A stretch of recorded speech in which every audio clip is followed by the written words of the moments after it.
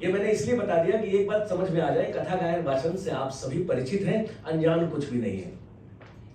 आपने अपने बच्चों को कोई कहानी सुनाई होगी, भले ही आपने सुनी हुई कहानी सुनाई या किसी किताब से पढ़ के बच्चे को बोला और सुनाता हूं या सुनाती हूं। कथा गायन वचन की परंपरा, सुनने सुनाने की परंपरा है, कम इसलिए होता जा रहा है। एक तो अभी कहानी सुनने सुनाने की परंपरा तो छोड़ दीजिए, लोगों ने पढ़ना ही छोड़ दिया है। कौन पढ़ रहा है? किताबें हाथ से छूट गई बच्चों के, मोबाइल आ गया, यहाँ छोटी छोटी कहानियां चल रही हैं, उसका मकसद कुछ और है, बहुत सारी कहानियां। दूसरे कुछ बातें हमेशा याद रखने वाली हैं। एक अभिनेता के तौर पे मैं ये बताना चाहूंगा ताकि आप समझ सकें, फिर हम बात को आगे बढ़ाएंगे। तो कथा गायन वाचन कोई पुरानी बहुत नई चीज नहीं है, बिल्कुल पुरानी है, पौराणिक है। समुद्र मंथन तक जाना पड़ेगा आपको, भरत मुनि तक जाना पड़ेगा, नारद मुनि तक जाना पड़ेगा और वेद व्यास तक जाना पड़ेगा। जब वेद व्यास का नाम वैशंपायन हुआ करता था और चारों वेदों को खंड करके उनका नाम पड़ गया व्यास, कहते हैं जो किसी चीज को खंड कर दे, तो उनका नाम पड़ा वैशंपायन वेद व्यास, वेदों का खंड करने वाला। पहले वेद 4 नहीं थे, एक था, लेकिन हुआ कि बहुत सारी चीजें उसमें सम्मिलित थी ना, अलग अलग चीजें। वो भी वेद आप पढ़ेंगे, उपनिषद पढ़ेंगे, कहानियों से भरा हुआ है। मैं उस पर भी आऊंगा, बहुत कहानियां हैं। तो उसके 4 खंड किए वेद व्यास ने। तो हुआ कि चारों के अलग अलग, अब अथर्ववेद, सामवेद, ऋग्वेद, यजुर्वेद, चारों के विषय अलग हैं।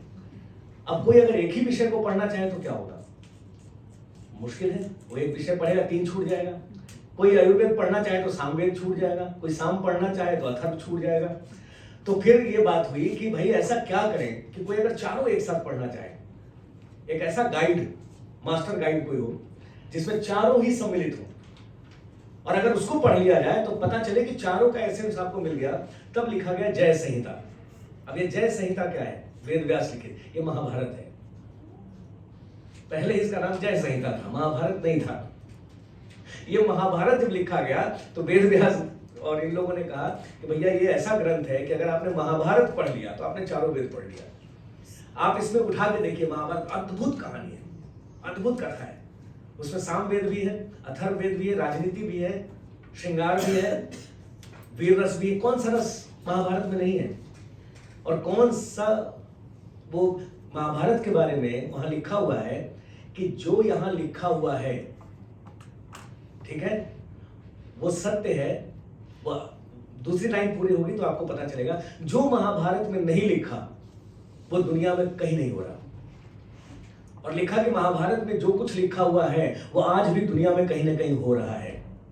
आप उससे बच नहीं सकते, चाहे वो राजनीति में हो रहा हो, चाहे संस्कृति में हो रहा हो, चाहे आपके पारिवारिक घटनाओं में हो रहा हो, आपके दैनिक जीवन में हो रहा हो, अध्यात्म में हो रहा हो, शरीर पे हो रहा हो, मनोविज्ञान पे हो रहा हो, गाने बजाने में हो रहा हो। महाभारत में क्या नहीं लिखा है? तो उसको उपमा दी गई कि ये पंचम वेद, वैसे तो नाट्य शास्त्र को कहा गया, लेकिन वेद व्यास वाले मुद्दे पे जाएंगे तो वो उन्होंने खंड करने के बाद 5वां लिखा महाभारत। और महाभारत पूरी तरह से स्टोरी टेलिंग है, कहानियां ही कहानियां भरी है। रामायण कहानियां ही कहानियां भरी पड़ी हैं। और कथा गायन वाचन का जो पहला उदाहरण ऐतिहासिक तौर पे मिलता है या मैथोलॉजिकल तौर पे मिलता है, आप कह लें, वो सबसे पहला उदाहरण मिलता है लव कुश का, कि लव कुश ने अपने ही पिता की कहानी उन्हीं के दरबार में उनको सुनाई कि राम की कथा कौन सुना रहा है? लव कुश। और कथा गायन वाचन कर रहे हैं वो दोनों, 2 बच्चे मिलकर के।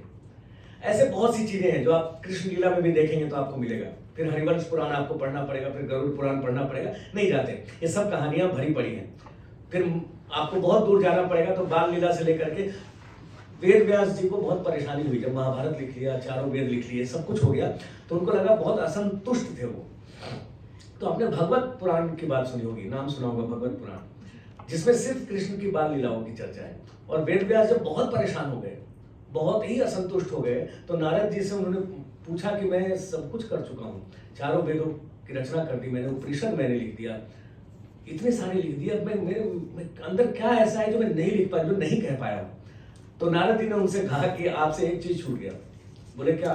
बोले आपने कृष्ण की सारे गुणों की चर्चा कर दी। कृष्ण एक राजनीतिज्ञ हैं, बहुत बड़े कूटनीतिज्ञ हैं, बहुत सारी लीलाएं करते हैं, औरतों से प्यार करते हैं, है ना, दुश्मनों का हनन करते हैं, मार देते हैं, व्यूह की रचना वो कर देते हैं, सारे इमोशन उनमें भरे, नाचना गाना सब उनके पास है। एक चीज छूट गई आपसे। बोले क्या? बोले आपने कृष्ण की बाल लीला की चर्चा नहीं की। बच्चा कृष्ण आपने दिखाया नहीं, जब तक उसको नहीं पूरा करेंगे तो आप असंतुष्ट रहेंगे। तब भगवत पुराण लिखा गया और तब उन्होंने कृष्ण की बाल लीलाओं की चर्चा की।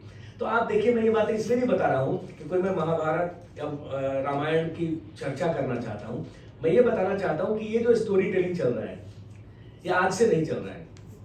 हम आज की कहानियां सुनाते हैं, कोई उस समय की कहानी सुना रहा होगा।